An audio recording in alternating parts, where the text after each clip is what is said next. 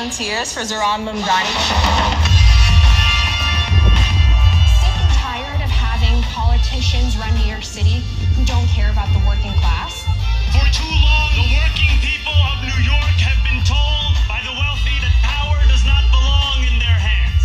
He's building a movement that goes beyond what we just expect out of a politician. It is not a story of one man, it is a story of one movement. It is 11 p.m. and Zohran Mamdani is on the verge of a major political upset. We won the primary after months of door knocking. We have won because New Yorkers have stood up for a city they can afford. A life of dignity should not be reserved for a fortunate few. The most important part is to be listening to the New Yorkers who've been on the front line. Their creativity, their drive, their commitment is what sets our city apart. There were many who said that we would not crack 5%. And now here we are today. We stand here with a remarkable opportunity to create a better New York. New York, this power, it's yours. This city belongs to you.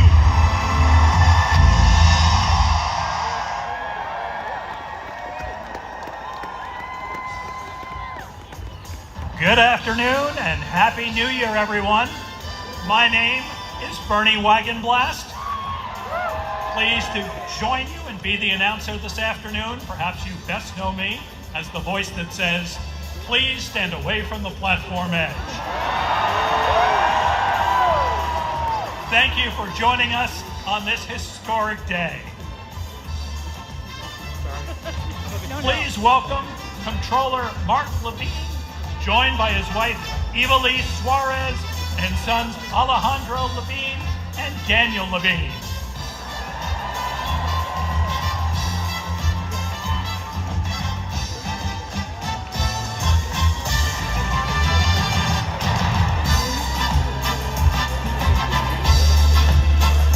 Please welcome Public Advocate Jumanji Williams, joined by his wife, India Sneed Williams, and daughters Amelie Claremont and Amani Williams.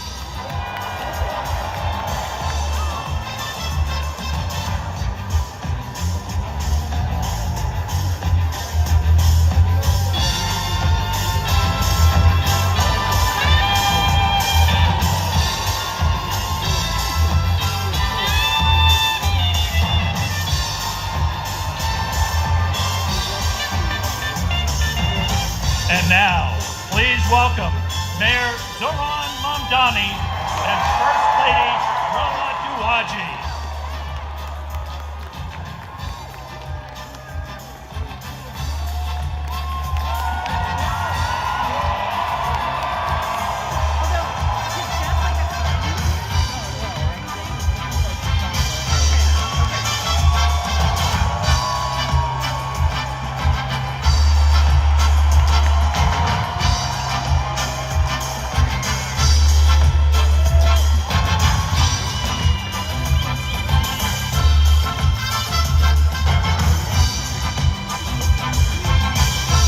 Presenting flags, please welcome the ceremonial officers representing the Parks Department, the Department of Sanitation, the New York City Police Department, and the Fire Department of New York. ここニューヨークの2026年はマムダニ氏の市長就任で幕を開けます。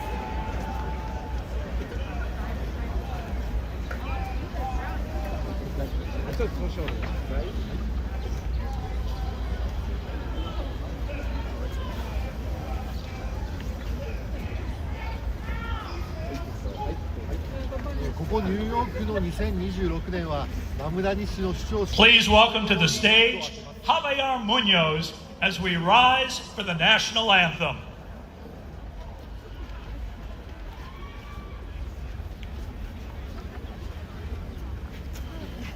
Oh, say, can you see by the dawn's early light what so proudly we hailed at the twilight's last gleaming? broad stripes and bright stars through the perilous fight, o'er the ramparts we watched were so gallantly streaming, and the rocket's red glare, the bombs bursting in air, gave proof through the night that our flag was still there. Oh, say, does that star-spangled banner yet wave o'er the land of the free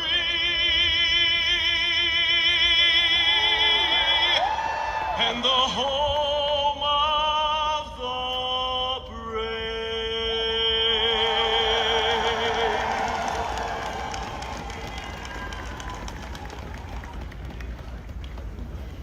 To deliver a welcome message, introducing Representative Alexandria Ocasio-Cortez.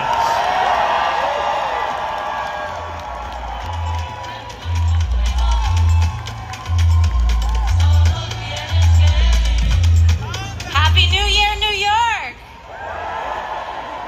My name is Alexandria Ocasio-Cortez, and it is my deep honor and privilege to welcome you to the inauguration of our new mayor of New York City, Zohran Mamdani. We gather here today to celebrate the beginning of his leadership, as well as that of two incredible elected officials who will be guiding the city by his side, Public Advocate Jumaane D. Williams and our new controller, Mark D. Levine. We also celebrate the hundreds and thousands of public servants and city leaders getting to work today, from our sanitation workers and librarians to our commissioners, deputy mayors, and our school's chancellor, as they care for our city and its people in the coming weeks, months, and years. Together, this ascent marks a new era for New York City, led by a historic new mayor in Zohran Mamdani, guided by his dedication to a working class that makes our beautiful city run. Importantly, I also ask that we consider today an inauguration for each one of us, too, the nearly 8.5 million New Yorkers who make up the greatest city on earth. Because it is the people of New York City who have chosen historic, ambitious leadership in response to untenable and unprecedented times. New York, we have chosen courage over fear. We have chosen prosperity for the many over spoils for the few. And when the entrenched ways would rather have us dig in our feet and seek refuge in the past, we have chosen instead to turn towards making a new future for all of us. In Zohran Mamdani, we have chosen a mayor who is relentlessly dedicated to making life not just possible, but aspirational for working people. New York City has chosen the ambitious pursuit of universal child care, affordable rents and housing, and clean and dignified public transit for all. And we have chosen that over the distractions of bigotry and the barbarism of extreme income inequality. We have chosen this path because we know that it's the right thing to do, it's the smart thing to do, and that if we can make it here, we can make it anywhere.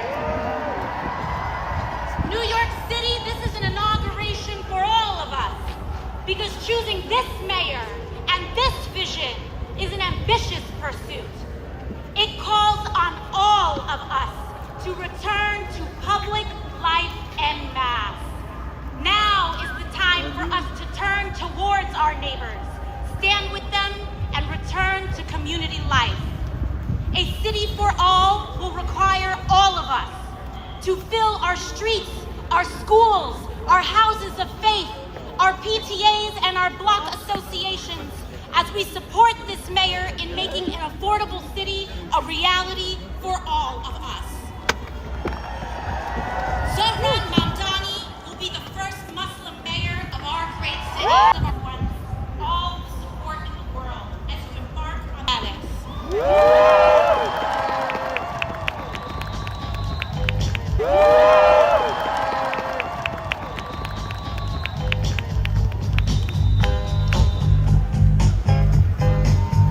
From the Islamic Center of New York City, please welcome Imam Khalid Lanides, Rabbi Ellen Lipman, Pastor Andrew Wilkes, Reverend Stephen Green, Elder Jeffrey Sigler, Achuria Arun Dosai, and Sardit Kandit Kaur.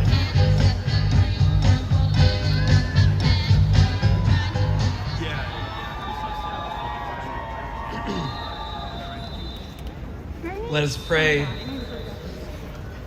Ya Allah, Ya Rahman, Ya Arham Ar-Rahimin, most merciful of those who show mercy, we turn to you on this day from our city with hopeful hearts. Thank you for this moment.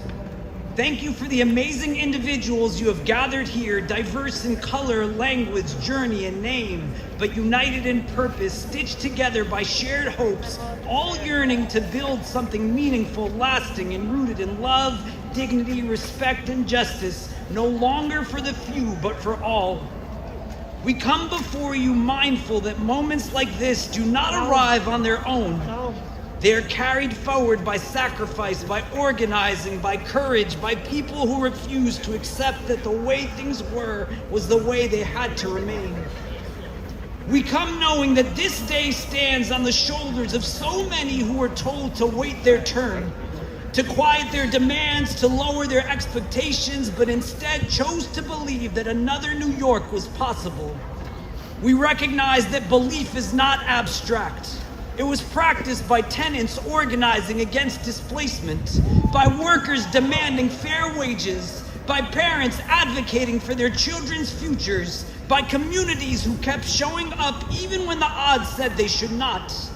We gather today with hearts shaped by this city, by its noise in its neighborhoods, by its subways and sanctuaries, by the dreams carried in many languages and the prayers whispered on crowded blocks. We thank you for New York City, for a place that has taught the world how difference can become strength, how survival can become solidarity, how strangers can become neighbors, and for being a place that taught us that a young immigrant, democratic socialist Muslim can be bold enough to run and brave enough to win. Not by abandoning conviction, but by standing firmly within it. Not by shrinking who he is, but by trusting that authenticity can move a city towards justice. We thank you for the beautiful diversity of this city, for a people formed across continents and generations, across race and religion, culture and class. Teach us to never see that diversity as something to manage or fear, but as a sacred trust, a collective inheritance that expands our moral imagination and strengthens our shared future. On this day of transition and responsibility, we ask you to bless this moment of leadership and all who are entrusted with the weight of public service. Grant wisdom to Mayor Zohran Mamdani and remind him that leadership is not about power, but about proximity to the people who struggle, to the voices too often ignored, to the lives behind the statistics. Keep him close to the realities of this city, to the family doubling up in a one-bedroom apartment because rent has outpaced wages, to the home health aide commuting hours each day to care for others while struggling to afford care for themselves, to the public school student navigating overcrowded classrooms, to the small business owner choosing between closing their doors or passing rising costs onto neighbors who already have too little. Bless him with the courage to remain grounded, the humility to keep learning, and the strength to lead with principle, even when the pressure to compromise is loud. Let his leadership reflect the movements and communities that made this moment possible. And never let him forget that this office exists to serve the people, not to rise above them. We lift up all those who came together to make what many said can never happen, happen. Organizers and volunteers, neighbors who spoke to neighbors, young people who believed their voices matter, elders who remembered past struggles and recognized this moment as part of a longer arc. Bless those who knocked on doors in the cold, who stood on street corners with clipboards and hope, who had difficult conversations rooted in love, and who chose participation over despair. Let the spirit that carried this moment forward not fade after today, but deepen and always endure. Make this city affordable for the families who built it and the workers who sustain it. Let no one have to choose between rent and dignity, between medicine and meals, between staying and surviving. We lift before you those living paycheck practice. Let policy be shaped by compassion, budgets reflective of our values. Protect the most vulnerable amongst us, our children and elders, our immigrants and asylum seekers, our unhoused, not something, not passive, it is built through accountability, through care, and through a refusal to abandon one another. Remind all New Yorkers, those born here and those who arrived yesterday, that the city belongs to all of us and that our liberation is bound together. Help us show up for one another, not just in moments of crisis, but in the long, patient work of care. And all of us who call this place home, a means of mercy, a force for fairness, and a reflection of your justice in this world. Let this moment be in which we measure our future, and let New York City continue to show the world what is possible when people believe in one another, and continue to show that respect, dignity, and compassion are no longer for the few, but for the all. Amen.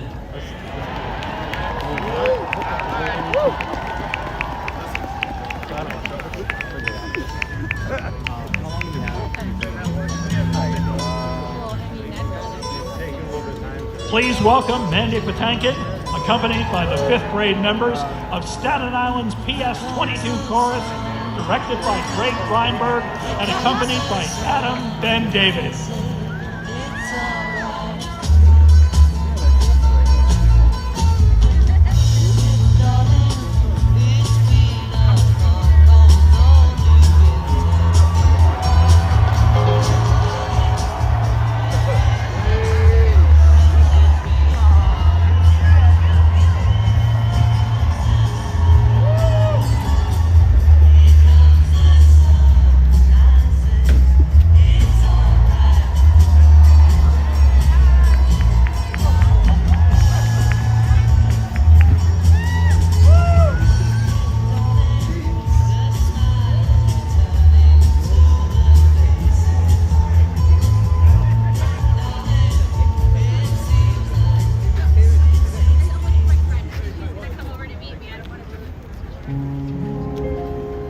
When all the world is a hopeless jumble and the raindrops tumble all around, heaven opens a magic lane.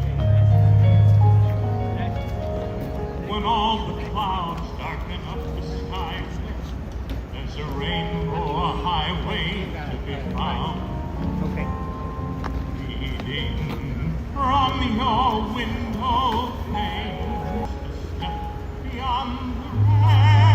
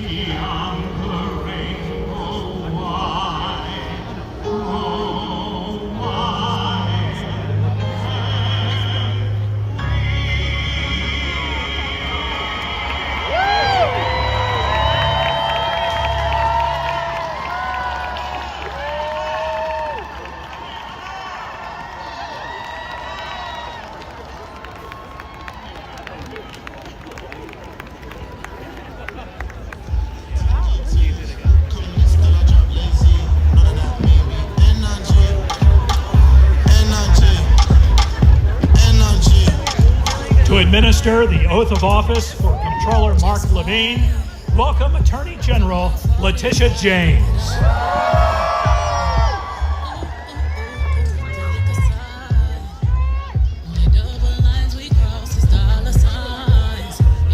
Brooklyn. Woo!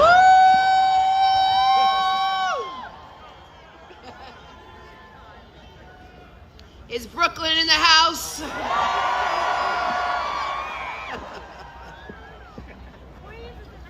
Good afternoon and Happy New Year.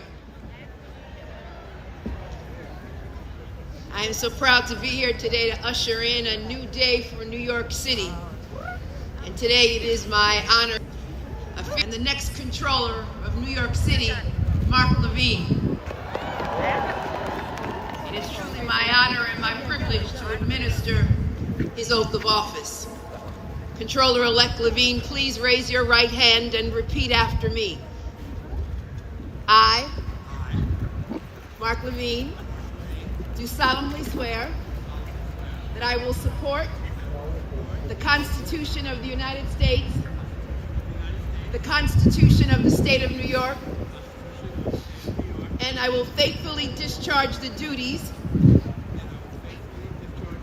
of the Controller of the City of New York according to the best of my ability. Congratulations, Mr. Controller.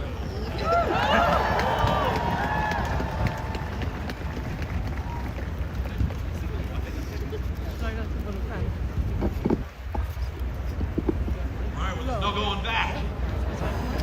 Give it up for the best Attorney General in America, Tish James. Give it up for the PS22 chorus, all the way from Staten Island to Staten Island in the house. The rest are stuck on the ferry. All right. Thank you to my wonderful family, my wife, Evelise, and our sons, Alejandro and Daniel. I love you so, so much. Thank you to my partners in city government, our new mayor, Zohran Mamdani, and public advocate, Jamani Williams. How remarkable is it that on these steps today, we have 3 swearings in. One by a leader using a Quran, one by a leader using a Christian Bible, and one by a leader using a Chumash, or Hebrew Bible. I am proud to live in a city where this is possible. Muy buenos días a todos y a todos. Me alegro que estén acá con nosotros. Lamento que están pasando tanto frío, pero ni modo. ברוכים הבאים לכולכם, איזה כיף שבאתם. Jerome Puime Ezomazisas. Now, for those of you who do not know Spanish, Hebrew, or Greek, welcome, thank you, and please download Duolingo. Now, I know what you're all thinking. What the heck is a comptroller? Excellent question. This job is about ensuring that people who have spent their lives working for this city can retire with dignity. It's about ensuring that our budget reflects our values, that our government inspires the trust of its people. A comptroller also understands the consequences for working class families when they are excluded from our economic system. I have seen this in my own neighborhood of Washington Heights, where far too many families, for far too long, have been held back from achieving their dreams, blocked from banks, and forced to rely instead on pawn shops and loan sharks. Back in the 1990s, I founded a community credit union uptown to change this. This financial cooperative, owned by the community, has lent out over $100 million in small loans in the neighborhood, with a 98% repayment rate, proving that when you give working people an opportunity, they will seize it. This is what our city must do now on a grand scale. Build an economy where we care for each other, where our prosperity is shared, where everyone is getting tougher and tougher for working families to pay their rent, to find a job with a living wage, and yes, Mr. Mayor, to find affordable childcare. A comptroller must use the tools of the office to close this gap, and I will. We will invest tens of millions of dollars in new units of affordable housing to build all over the 5 boroughs. We'll make sure that housing is actually built. No office is. That every nonprofit with a city contract actually gets paid on time. Wow, very big applause line. Note that, Mr. Mayor. We got to work on that. We will secure full funding for legal services for New Yorkers facing eviction so that at last our city lives up to its obligations under our first in the nation right to counsel law for tenants. Right, Vanessa Gibson? You on board for that? We will invest in protecting our imperiled planet by accelerating our city's transition to green energy so that one day when we look at New York from above, we will see a city full of solar panels and trees. We will protect the immigrants of this city so that families are not ripped apart by masked, unnamed government agents. And we will seek to understand each other. Though we will not always see the world the same way, we can and must ensure that all New Yorkers feel safe and respected, whether they're entering a house of worship, lighting a menorah in public, or saying the Salah prayer anywhere in this city. Our city government can and must take on the challenges of this moment. But to do that, we need a better city government, one that uses the tools of the modern era, a government freed from the worst limitations of bureaucracy, one nimble enough to move fast during a period of accelerating change, and to capitalize on the new promises of technology while protecting against its perils. No other city on earth has this many lives, languages, and dreams in one place. Our task now is to ensure that this will be a city where all of us together can achieve those dreams. Almost 30 years ago, I stood in a small storefront in Washington Heights, helping immigrant neighbors open their first savings accounts. They trusted us with their dreams, a small business, a child's education, a home of their own. Today, you have entrusted me with something far greater, to safeguard the resources and the future of this entire city. I promise you, I will honor that trust every single day. Muchísimas gracias. Toda rabá. Ευχαριστώ πολύ.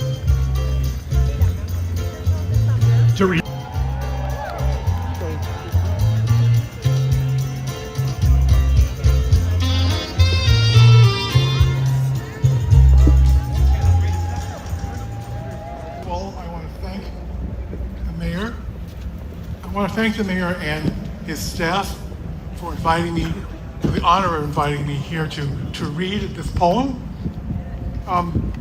This morning, when I woke up, my wife joked that sometime during the campaign, there was probably somebody who said, him? He'll get elected when hell freezes over.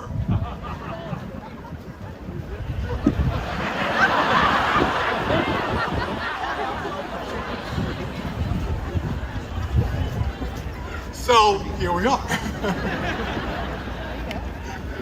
And I really want to really just respect the biggest, greatest gift I think I've ever had was to be in the Blue Room this morning after doing sound check, because the energy and the recognition and the joy of this moment was incredible. I mean, this is it, isn't it? Yeah. I mean, this is what this work has been about, right? And it was just wonderful to see people see that moment. I was reminded this morning that New York was the first capital of the United States. And it seems to me that this might be another kind of new beginning for a certain kind of energy that might be starts here and goes out across the country, the rest of the nation. So, though this is a New York poem, a New York-based poem, I'd like to dedicate this poem. I just retired, I'd like to dedicate this poem to my trans, queer, foreign students of color at the University of Tennessee, Knoxville.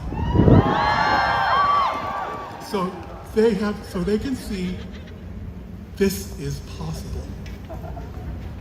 The poem is called Proof.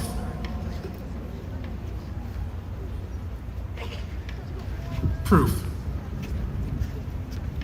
You have to imagine it. Who said you were too dark, too large, too queer, too loud? Who said you were too poor, too strange, too fat? You have to imagine it. Who said you must keep quiet? Who heard your story, then rolled their eyes? Who tried to change your name to invisible? You've got to imagine. Who heard your name and refused to pronounce it? Who checked their watch and said, not now? James Baldwin wrote, the place, New York, city of invention, roiling town, refresher and renewer, New York, city of the Rio, where the canyons whisper in 100 tongues. New York, where your lucky self waits for your arrival, where there is always soil for your root. This is our time. The taste of us, the spice of us, the hollers and the rhythms and the beats of us, and the echo of our ancestors who made certain we know who we are. City of insistence, city of resistance. You have to imagine an army that wins without firing a bullet. A joy that wears down the rock of no. Up from insults they said wasn't yours. That time they said you'd never own. The invisible city lit on its way. This moment is our proof. Thank you.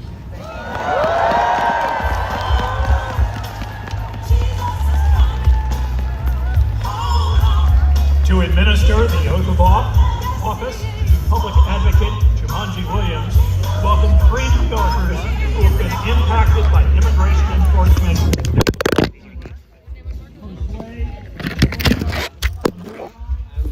Gentlemen, my name is Amadou Lee, and I'm a Senegalese American, a proud New Yorker, and I am honored to be a national 2001 as a teenager. I was undocumented, with no one and nowhere to turn. Yet, I felt at home as I walked through the city. The bright light whispered in my ear, telling me, dream, Amadou, dream. 10. All right, we're done. But being undocumented meant living in fear. We're done. It meant being vulnerable. Everyone to the side. Facing deportation. We're going to be doing more. However, after my life story made the front page of the New York Times, everyone's coming in eventually. Something Just, I need everyone to get to the happened. side and crouch down. People showed up.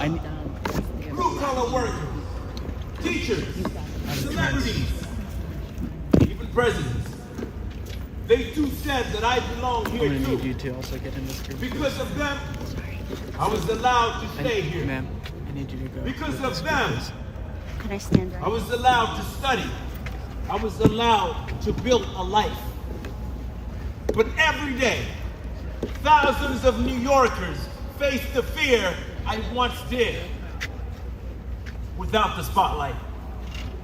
They fear being abducted, detained, and disappeared.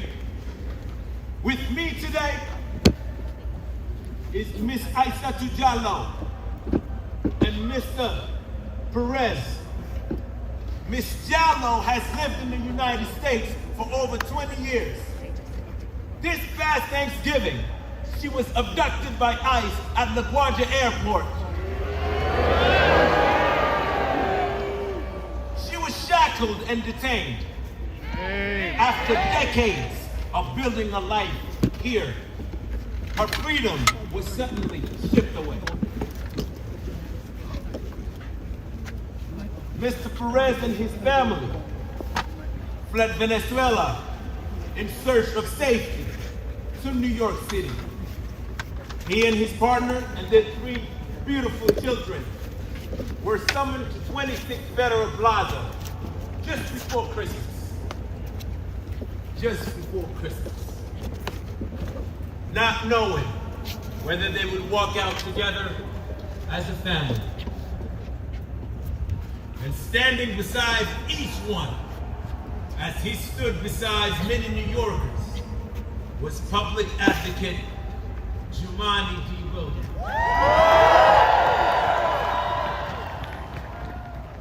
He used his position, he used his voice and his power, not for himself, but to defend people that are under attack, to speak to those whose voices are, because the neighbors showed up.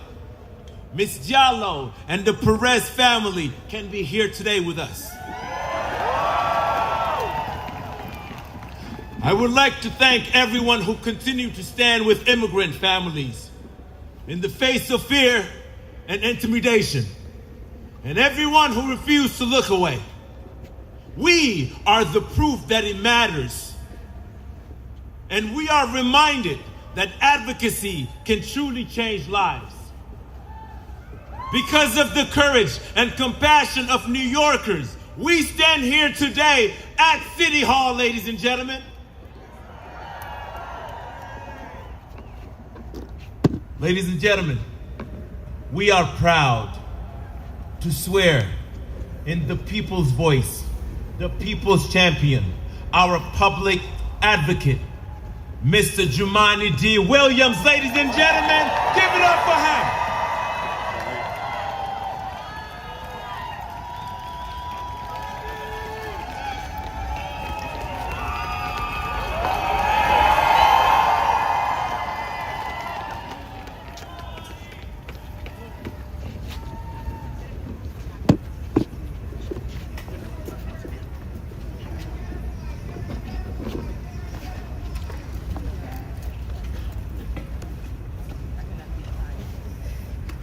Please raise your right hand. I, Mamdani D. Williams, I, Mamdani D. Williams, do solemnly affirm that I will support the Constitution of the United States I will support the Constitution of the United States and the Constitution of the State of New York, and the Constitution of the State of New York, and that I will faithfully discharge the duties of the Office of Public Advocate for the City of New York of the Office of Public Advocate for the City of New York, according to the best of my ability. according to the best of my ability. Congratulations.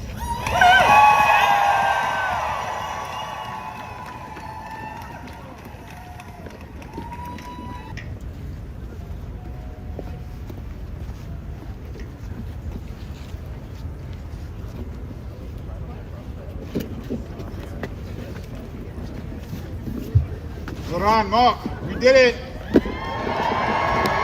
We're here. Thanks to everybody out here. Thank y'all. Peace and blessing, love and light as we begin a new term, a new era for New York City. Thank you, everyone. I want to thank Amadou and his inspiring family for being here at this ceremony in New York. I'm a son of immigrants myself. My parents came over from Grenada over 50 years ago. I was just sworn in on my late father's Bible. My mother is here today. I'm so proud to have my family and my wife and my children and my sister and my mom, everyone standing with theirs. Their stories perfectly capture this moment for the city. The challenges we face, the hardships we endure, and the hope that persists. Those realities are often in tension because this is a time and a place of contradictions. One where even as the federal government drives us to despair, local leadership can invite inspiration. When this celebration at City Hall is only blocks from tribulation at Federal Plaza. When the relief that these families are still united comes as so many are being separated. And this sense of contradiction carries across the 5 boroughs. This is a city of enormous wealth and enduring poverty, of the greed of some and the generosity of many, of darkness and of light.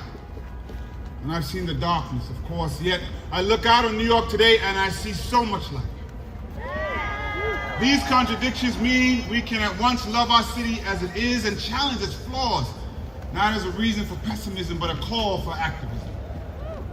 As public advocate, I've tried to be an activist elected official, someone who pushes back. Now I see the chance to push forward.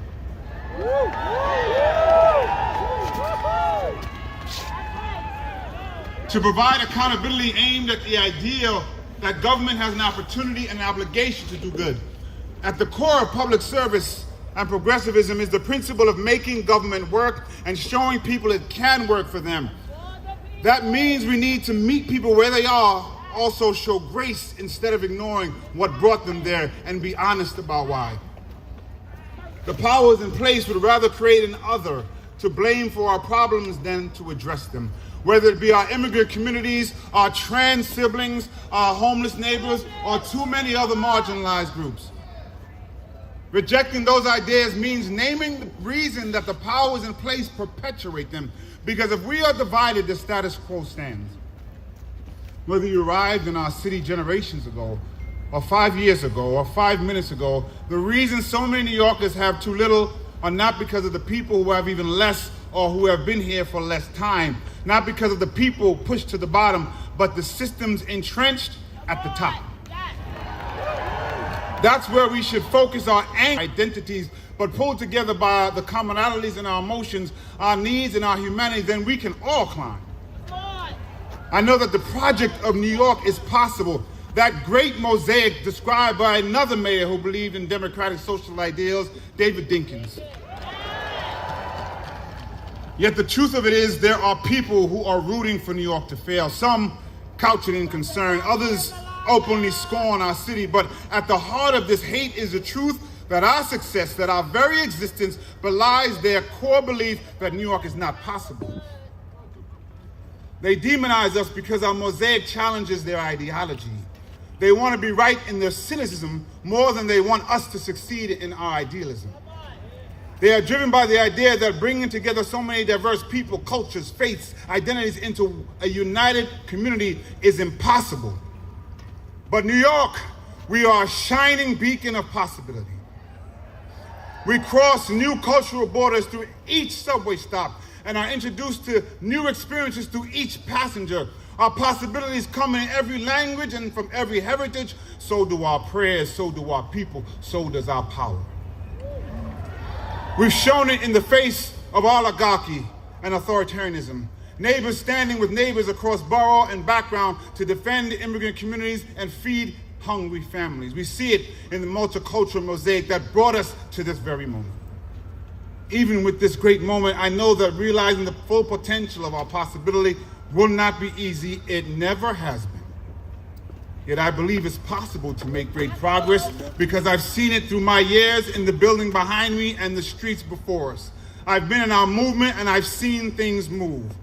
The simple truth is that governing is hard, that achievement is exhausting, and I aim to assist my partners in government when possible and hold them to account when necessary to learn from what we've done and guide what we can do. I believe in this possibility that with the people, the tools, the passions, and the compassion that we need, we can meet the moment and create change. We can look into the unknown and see opportunity. That's the thing about uncertainty. Anything can happen, but anything can happen. We could make New York more affordable, more safe, and more just. We could, we can, and we have to try. This optimism toward action is embedded not only in our city's heritage, history, but in my heritage.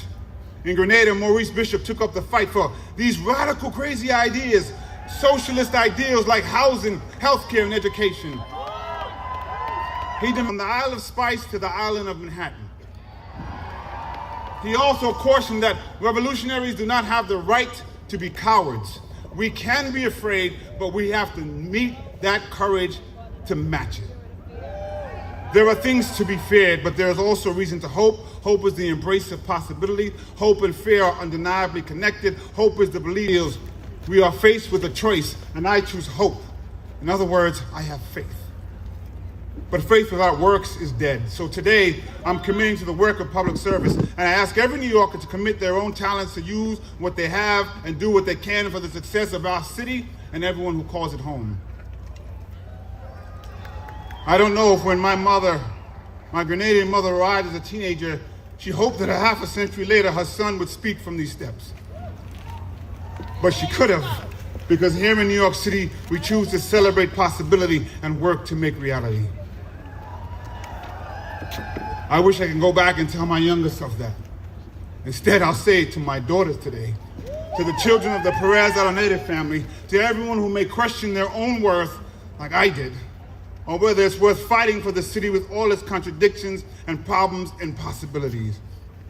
And I gotta take a second to say something to so many young people who are out there. And I'm gonna say it to one person who's waited 49 years to hear it. Little black boy, you were worth it. And you always were. And without any titles, you were enough.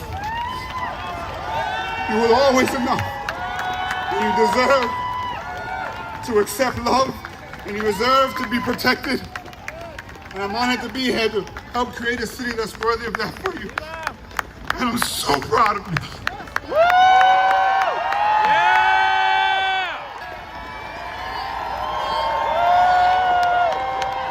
just hold on, we're gonna be all right. We're gonna be all right.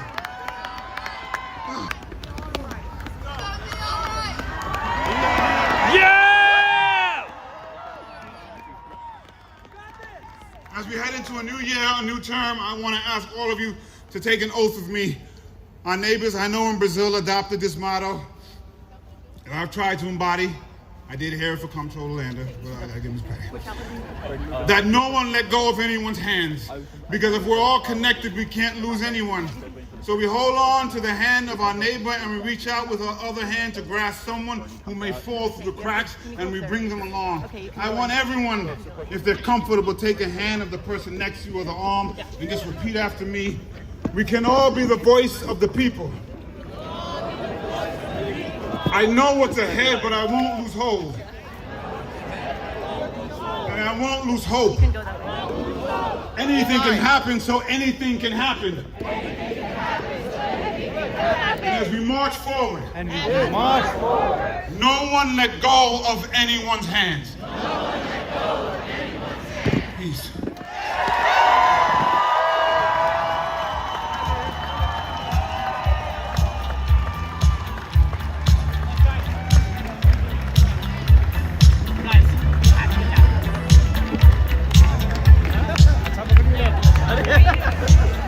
To perform the labor anthem, Red and Roses, please welcome to the stage, Lucy Dacus.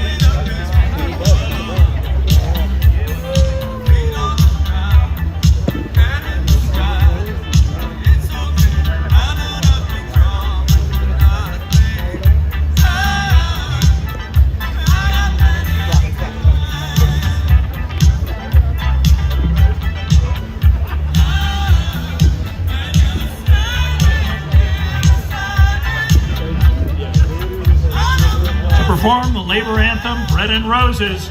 Please welcome to the stage, Lucy Dacus.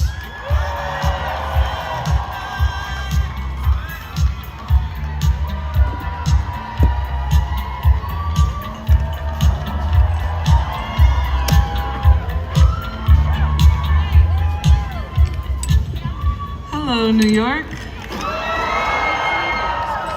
Happy New Year.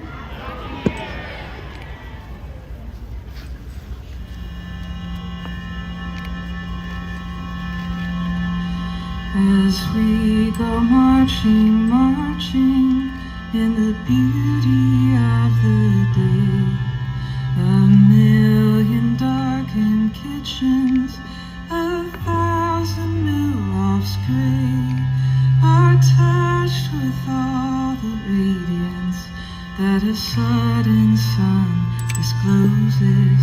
For the people hear us singing, bread and roses, bread and roses.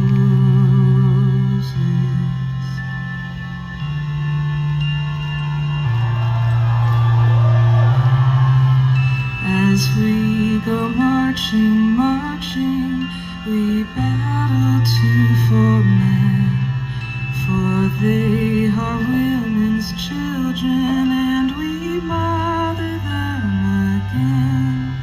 Our lives shall not be sweated from birth until life closes.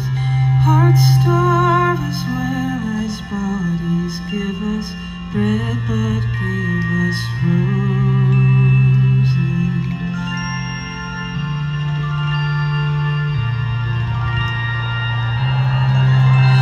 As we go marching, marching, unnumbered women dead go crying through our singing their ancient call for bread, small art and love and beauty, their drudging spirits new. Yes, it is bread we fight for, but we fight for roses too.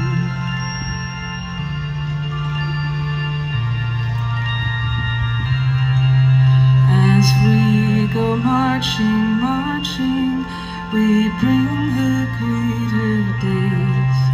The rising of the women means the rising of the race. No more the drudge and idler tend that toil where one reposes, but a sharing of life's glories, bread and roses, bread and roses.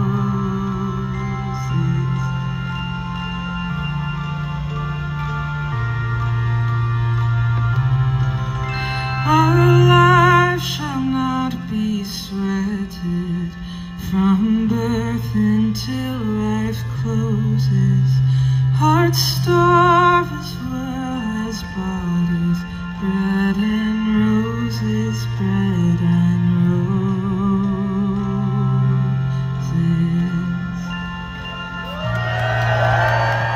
Thank you. Congratulations, Zohran. And admit that the waters around you have grown, and accept it that soon you'll be drenched to the bone. If your time to you is worth saving, To administer the oath of office for Mayor Zohran Mamdani, welcome Senator Bernie Sanders.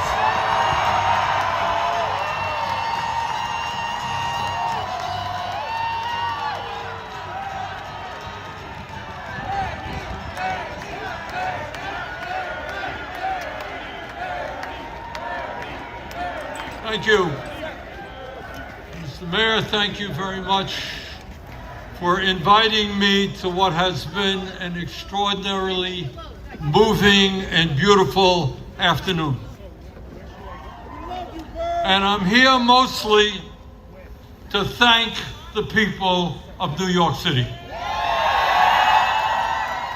Too much hatred, too much divisiveness, and too much injustice.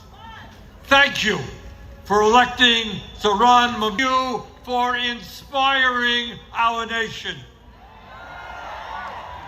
Thank you for giving us from coast to create government that works for all, not just the wealthy and the few.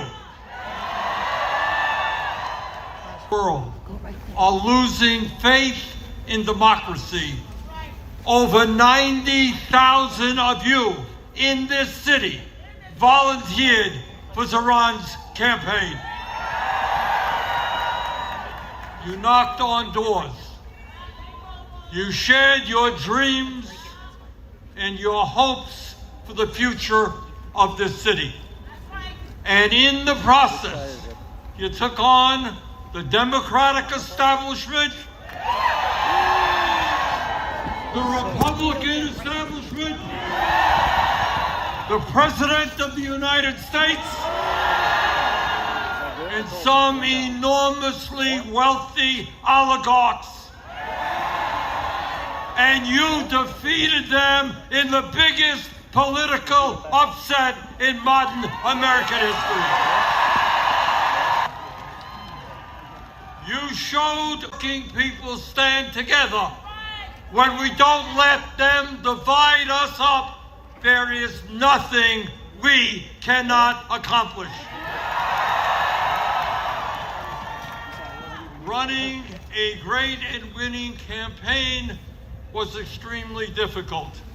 But governing a city of 8 million people with all of its complexities and all of the problems that Zohran is inheriting will be even harder. Zohran needed your help to win the election. Now he will need your help to govern. Grassroots democracy and people participating in the day-to-day struggles of this city will lead to good governance. Please remain involved. Heard how Zohran's opponents have called the agenda that he campaigned on radical, communistic, and absolutely unachievable. Really? That's not what we believe. In the richest country in the history of the world, making sure that people can live in affordable housing is not radical. It is the right and decent thing to do. And in the midst of a massive housing crisis, it is exactly what the people of this city and this country want and need. Providing radical. Countries all over the world have done it for years. It is what our kids require if they're going to be well prepared for school and what working parents desperately need. It is, in fact, what every city in America should be doing. Free bus transportation is not radical. It will save workers time and money, protect our environment, and make the city more efficient. And making sure that every family in the city, regardless of income, has access to decent, quality food at an affordable cost is not radical. Good nutrition keeps us healthy, helps prevent chronic illnesses. In the long run, city-sponsored grocery stores will save society money. Lastly, and maybe most importantly, demanding that the wealthy and large corporations start paying their fair share of taxes.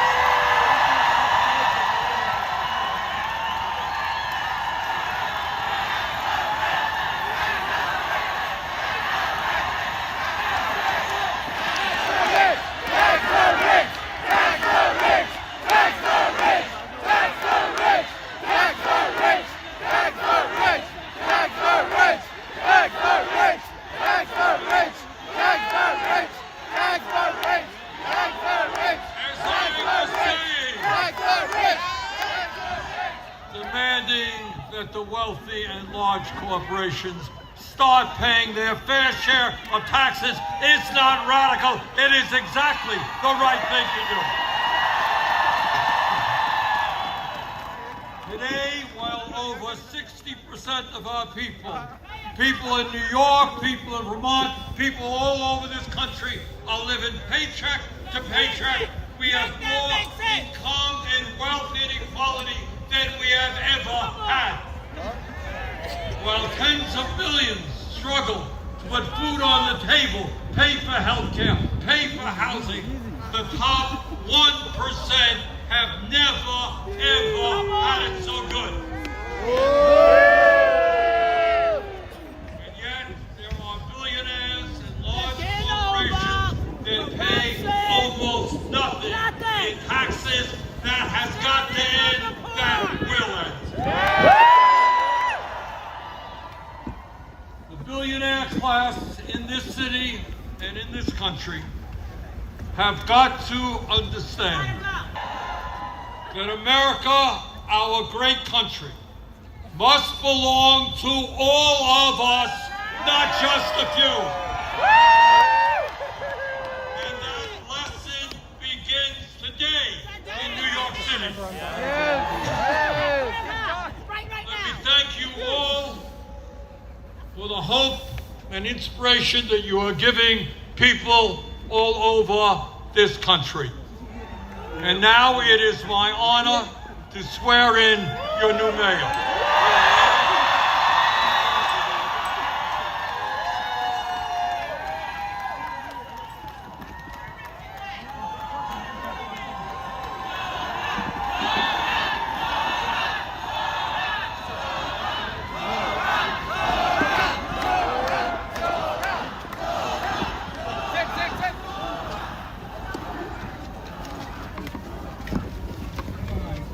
Repeat after me.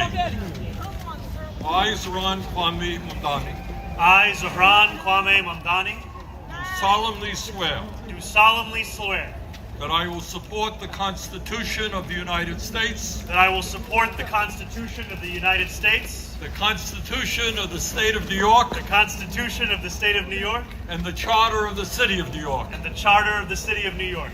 And that I will faithfully discharge the duties. And that I will faithfully discharge the duties. Of the office of the Mayor of the City of New York. Of the office of the Mayor of the City of New York. According to the best of my ability. According to the best of my ability. So help me God. So help me God.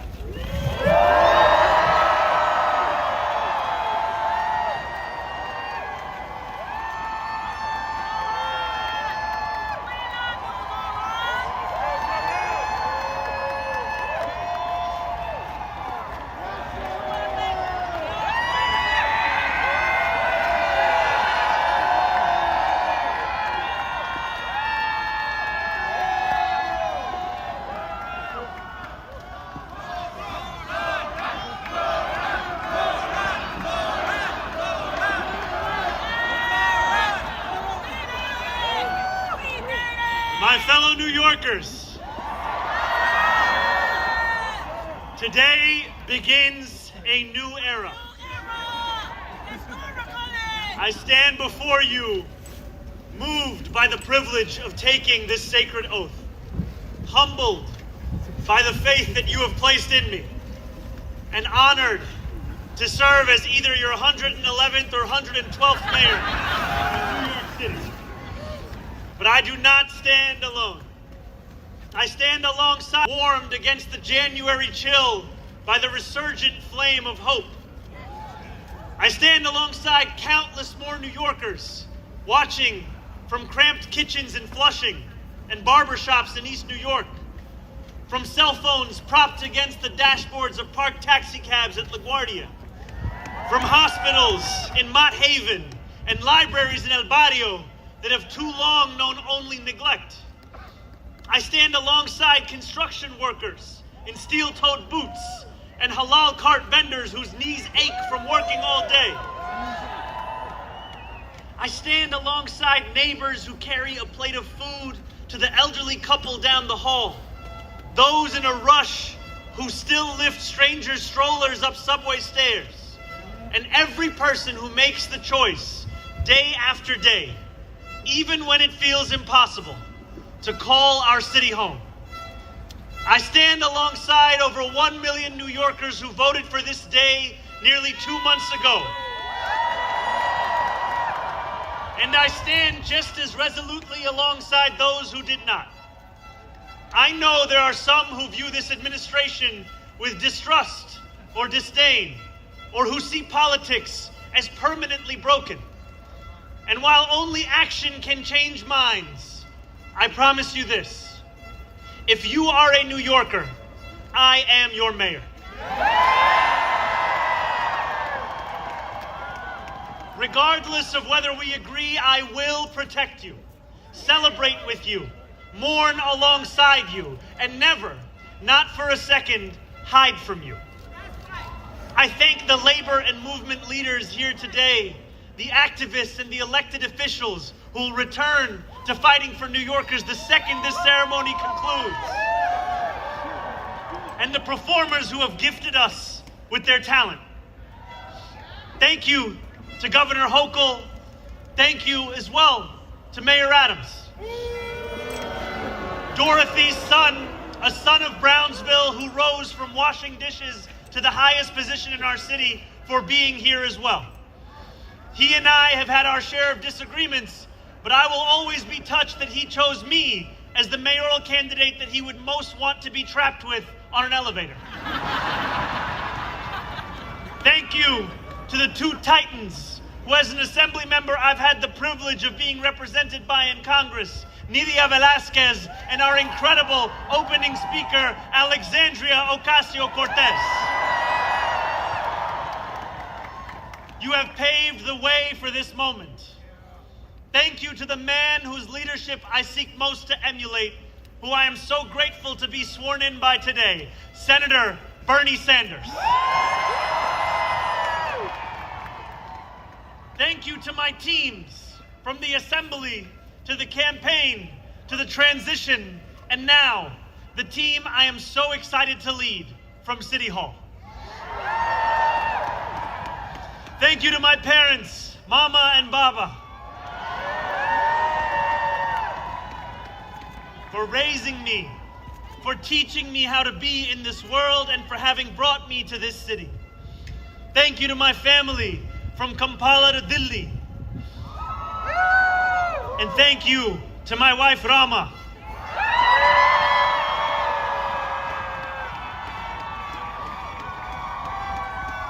For being my best friend and for always showing me the beauty in everyday things.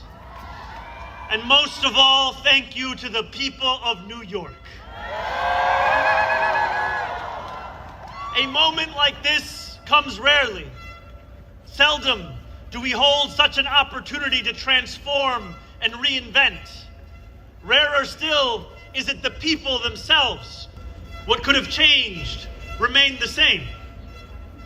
For the New Yorkers most eager to see our city remade, the weight has only grown heavier. The wait has only grown longer. In writing this address, I have been told that this is the occasion to reset expectations, that I should use this opportunity to encourage the people of New York to ask for little and expect even less. I will do no such thing. The only expectation I seek to reset is that of small expectations. Beginning today, we will govern expansively and audaciously. We may not always succeed, but never will we be accused of lacking the courage to try. To those who insist that the era of big government is over, hear me when I say this. No longer will City Hall hesitate to use its power to improve New Yorkers' lives. For too long, we have turned to the private sector for greatness while accepting mediocrity from those who serve the public. I cannot blame anyone who has come to question the role of government, whose faith in democracy has been eroded by decades of apathy. We will restore that trust by walking a different path. One where government is no longer solely the final recourse for those struggling. One where excellence is no longer the exception. We expect greatness from the cooks wielding 1,000 spices, from those who stride out onto our Broadway stages, and from our starting point guard at Madison Square Garden. Let us demand the same from those who work in government. In a city where the mere names of our streets are associated with the innovation of the industries that call them home, we will make the word City Hall synonymous with both resolve and results. As we embark upon this work, let us advance a new question, a new answer to the question asked of every generation. Who does New York belong to? For much of our history, the response from City Hall has been simple. It belongs only to the wealthy and well-connected, those who never strain to capture the attention of those in power. Working people have reckoned with the consequences. Crowded classrooms and public housing developments where the elevators sit out of orders. Roads littered with potholes and buses that arrive half an hour late, if at all.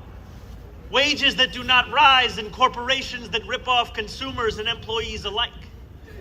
And still, there have been brief, fleeting moments where the equation changed.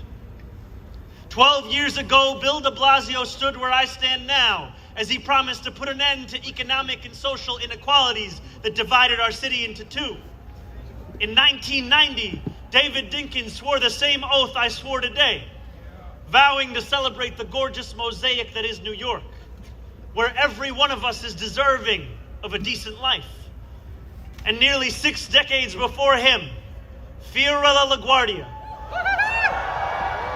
took office with the goal of building a city that was far greater and more beautiful for the hungry and the poor. Some of these mayors achieved more success than others, but they were unified by a shared belief that New York could belong to more than just a privileged few. It could belong to those who operate our subways and rake our parks, those who feed us biryani and beef patties, picanha and pastrami on rye. And they know that this belief could be made true if only government dared to work hardest for those who work hardest. Over the years to come, my administration will resurrect that legacy. City Hall will deliver an agenda of safety, affordability, and abundance, where government looks and lives like the people it represents, never flinches in the fight against corporate greed, and refuses to cower before challenges that others have deemed too complicated. In so doing, we will provide our own answer to that age-old question. Who does New York belong to? Well, my friends, we can look to Madiba and the South African Freedom Charter. New York belongs to all who live in it. Together, we will tell a new story of our city. This will not be a tale of one city governed only by the 1%, nor will it be a tale of two cities, the rich versus the poor. It will be a tale of 8.5 million cities, each of them a New Yorker with hopes and fears, each a universe, each of them woven together. The authors of this story will speak Pashto and Mandarin, Yiddish and Creole. They will pray in mosques, at shul, at church, at gurudwaras and mandirs and temples. And many will not pray at all. They will be Russian Jewish immigrants in Brighton Beach, Italians in Rossville, and Irish families in Woodhaven, many of whom came here with nothing but a dream of a better life, a dream which has withered away. They will be young people in cramped Marble Hill apartments where the walls shake when the subway passes. They will be black homeowners in St. Albans, whose homes represent a physical testament to triumph over decades of lesser paid labor and redlining. They will be Palestinian New Yorkers in Bay Ridge,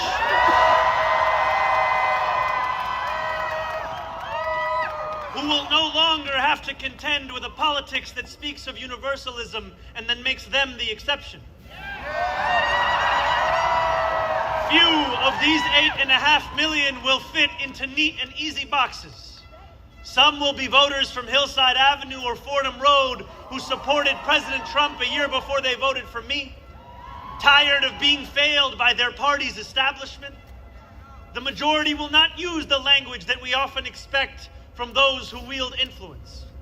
I welcome the change. For too long, those fluent in the good grammar of civility have deployed decorum to mask agendas of cruelty. Many of these people have been betrayed by the established order, but in our administration, their needs will be met. Their hopes and dreams and interests will be reflected transparently in government. They will shape our future. And if for too long these communities have existed as distinct from one another, we will draw this city closer together. We will replace the frigidity of rugged individualism with the warmth of collectivism. If our campaign demonstrated that the people of New York yearn for solidarity, then let this government foster it. Because no matter what you eat, how you pray, or where you come from, the words that most define us are the two we all share: New Yorkers. And it will be New Yorkers who reform a long broken property tax system. New Yorkers who will create a new Department of Community Safety that will tackle the mental health crisis and let the police focus on the job they signed up to do. New Yorkers who will take on the bad landlords who mistreat their tenants and free small business owners from the shackles of bloated bureaucracy. And I am proud to be one of those New Yorkers. When we won the primary last June, there were many who said these aspirations and those who held them had come out of nowhere. Yet one man's nowhere is another man's somewhere. This movement came out of 8.5 million somewheres. Taxi cab depots and Amazon warehouses, DSA meetings and curbside domino games. The powers that be had looked away from these places for quite some time if they'd known about them at all. So they dismissed them as nowhere. But in our city, where every corner of these 5 boroughs holds power, there is no nowhere, and there is no one. There is only New York, and there are only New Yorkers. 8.5 million New Yorkers will speak this new era into existence. It will be loud. It will be different. It will feel like the New York we love. No matter how long you have called this city home, that love has shaped your life. I know that it has shaped mine. This is the city where I set land speed records on my Razor scooter at the age of 12. The quickest 4 blocks of my life. The city where I ate powdered donuts at halftimes during AYSO soccer games and realized I probably was not going to be going pro. The city where I devoured 2 big slices at Coronet's Pizza, played cricket with my friends at Ferry Point Park, and took the 1 train to the BX10 only to still show up late to Bronx Science. The city where I have gone on hunger strike just outside these gates. Sat claustrophobic on a stalled N train just after Atlantic Avenue and waited in quiet terror for my father to emerge from 26 Federal Plaza. The city where I took a beautiful woman named Rama to McCarran Park on our first date and swore a different oath to become an American citizen on Pearl Street. To live in New York, to love New York, is to know that we are the stewards of something without equal in our world. Where else can you hear the sound of the steel pan, savor the smell of sancocho, and pay $9 for coffee on the same block? Where else could a Muslim kid like me grow up eating bagels and lox every Sunday? That love will be our guide as we pursue our agenda. Here, where the language of the New Deal was born, we will return the vast resources of this city to the workers who call it home. Not only will we make it possible for every New Yorker to afford a life they love once again. We will overcome the isolation that too many feel and connect the people of this city to one another. The cost of childcare will no longer discourage young adults from starting a family, because we will deliver universal childcare for the many by taxing the wealthiest few. Those in rent-stabilized homes will no longer dread the latest rent hike, because we will freeze the rent. Getting on a bus without worrying about a fare hike or whether you'll be able to get to your destination on time will no longer be deemed a small miracle, because we will make those buses fast and free. These policies are not simply about the costs we make free, but the lives we fill with freedom. For too long in our city, freedom has belonged only to those who can afford to buy it. Our city hall will change that. These promises carried our movement to City Hall, and they will carry us from the rallying cries of a campaign to the realities of a new era in politics. 2 Sundays ago, as snow softly fell, I spent 12 hours at the Museum of the Moving Image in Astoria, listening to New Yorkers from every borough as they told me about the city that is theirs. We discussed construction hours on the Van Wyck Expressway and EBT eligibility, affordable housing for artists and ice raids. I spoke to a man named TJ who said that one day a few years ago, his heart broke as he realized that he would never get ahead here, no matter how hard he worked. I spoke to a Pakistani auntie named Samina, who told me that this movement had fostered something too rare: softness in people's hearts.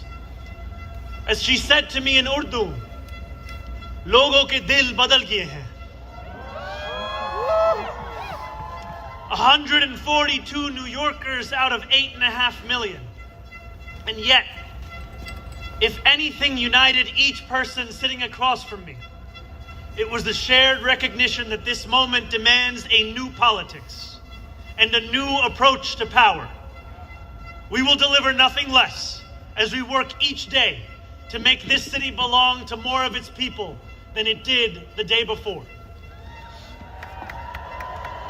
Here is what I want you to expect from the administration that this morning moved into the building behind me. We will transform the culture of City Hall from one of no to one of how. We will answer to all New Yorkers, not to any billionaire or oligarch who thinks they can buy our democracy. We will govern without shame and insecurity, making no apology for what we believe. I was elected as a democratic socialist, and I will govern as a democratic socialist.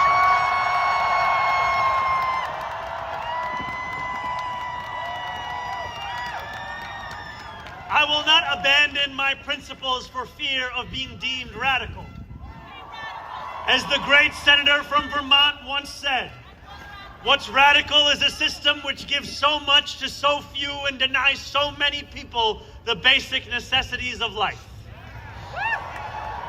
We will strive each day to ensure that no New Yorker is priced out of any one of those basic necessities.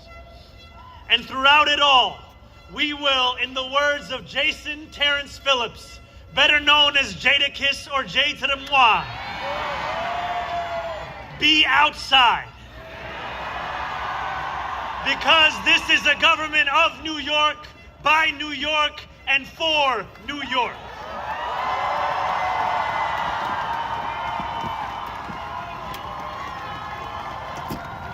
Before I end, I want to ask all of you, if you are able, whether you are here today or anywhere watching, to stand with me.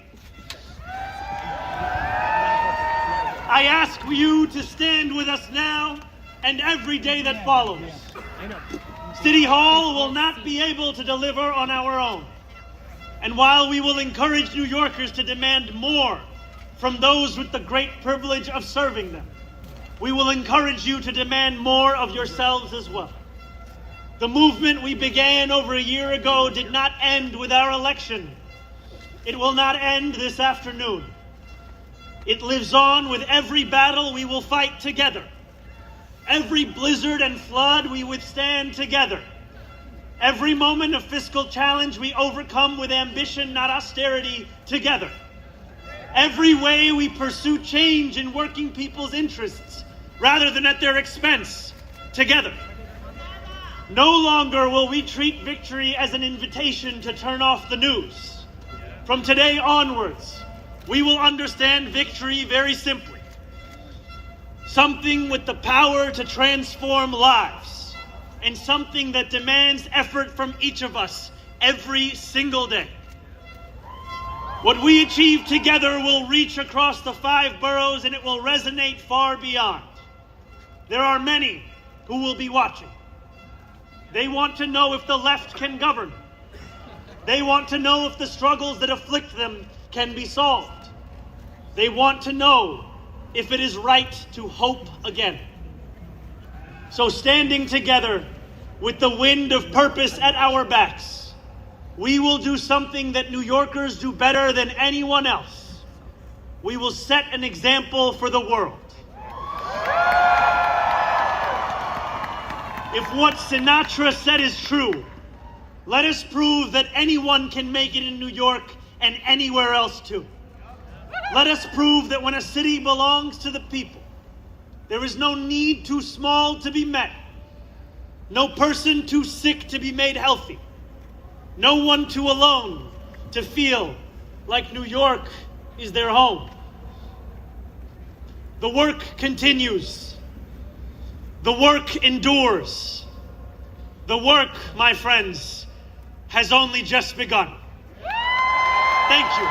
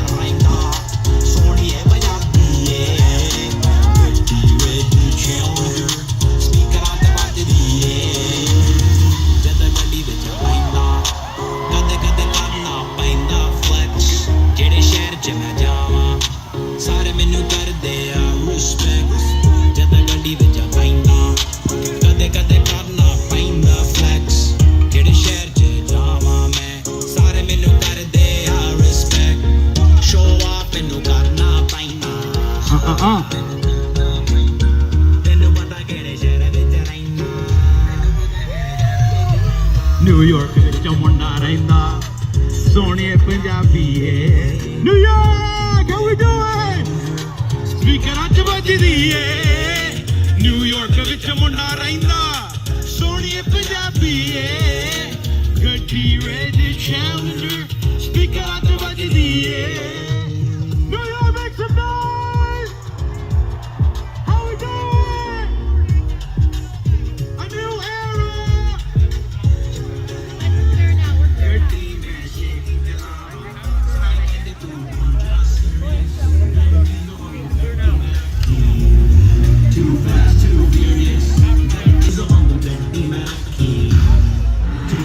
Too furious. I got family, I don't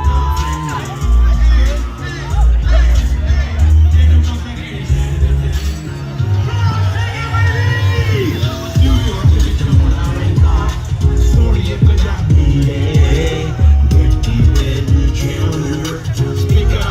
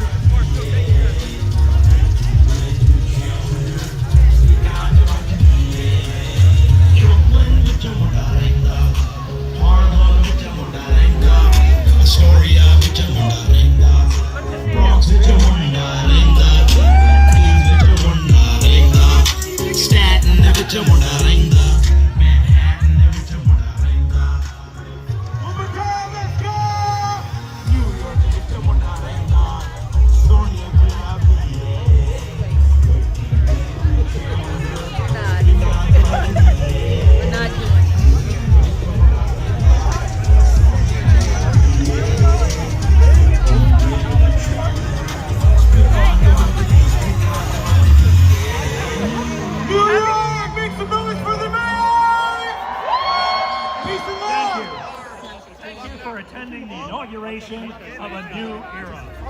Wish you safe travels and Happy New Year.